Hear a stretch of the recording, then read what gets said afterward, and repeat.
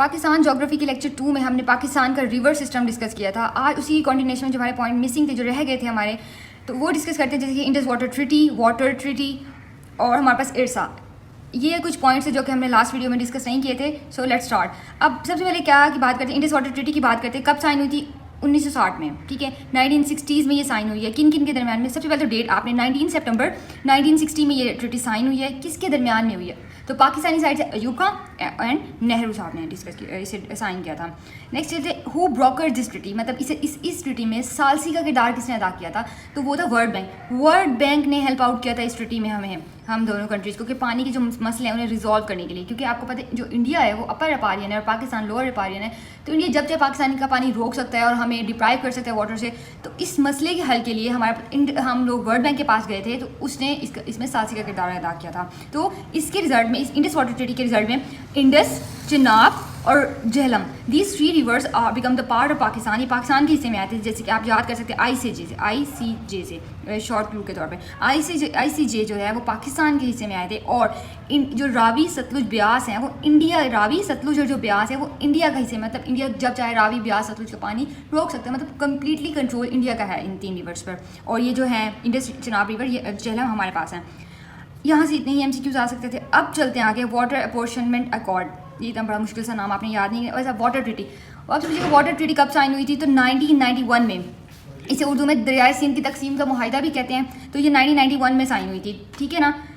तो ये क्यों साइन हुई थी? ये पानी की तकसीम, सूबों के दरमियान जो पानी की तकसीम का जो मसला, पानी का मसला चल रहा था 90s में, तो उसमें, तो इसके अकॉर्डिंग पंजाब को 47% वाटर दिया गया था, सिंध को 42%, KPK को 8% और बलूचिस्तान को 3%। किस तहत ये पानी की डिस्ट्रीब्यूशन हो रही है? तो ये पॉपुलेशन वाइज, जिस सूबे की सबसे ज़्यादा आबादी होगी उस सूबे को सबसे ज़्यादा पानी दिया जाएगा।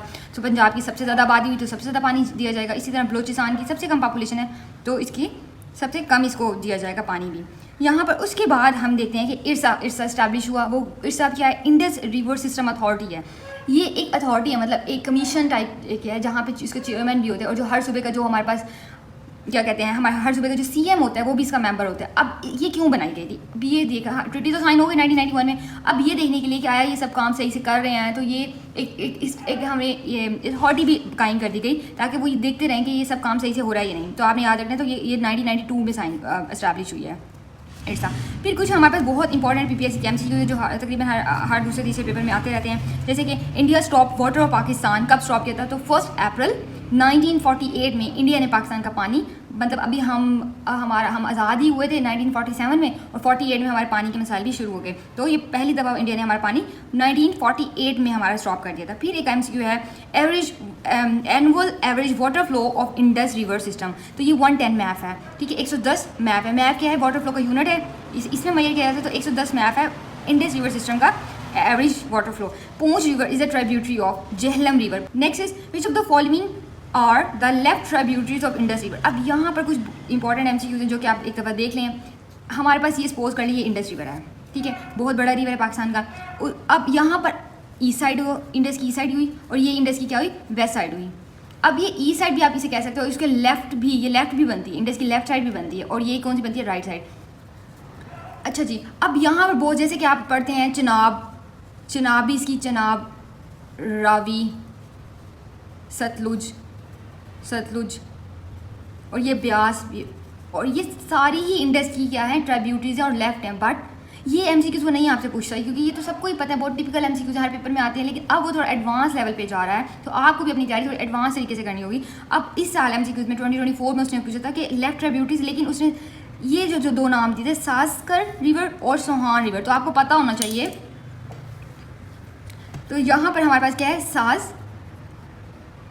सास्कर रिवर और सोहान रिवर जो है, Sohan river SOAN, Sohan river, और इसके साथ साथ हमारे पास सुरू रिवर, ठीक है। ये वैसे ऊपर वाली साइड में, और चिनाब, रावी, सतलुज नीचे वाली साइड में, ठीक है। ये कश्मीर के रिवर्स हैं। तो ये भी हमारे पास लेफ्ट ट्रिब्यूटरीज हैं, लेफ्ट बैंक ट्रिब्यूटरीज हैं और ईस्टर्न ट्रिब्यूटरीज हैं किसकी? इंडस रिवर की। इसी तरह हमारे पास वेस्टर्न कौन सी ट्रिब्यूटरीज हैं? वो भी बहुत सारी हैं और आपको सारी लिखनी होंगी। आप लिख लें।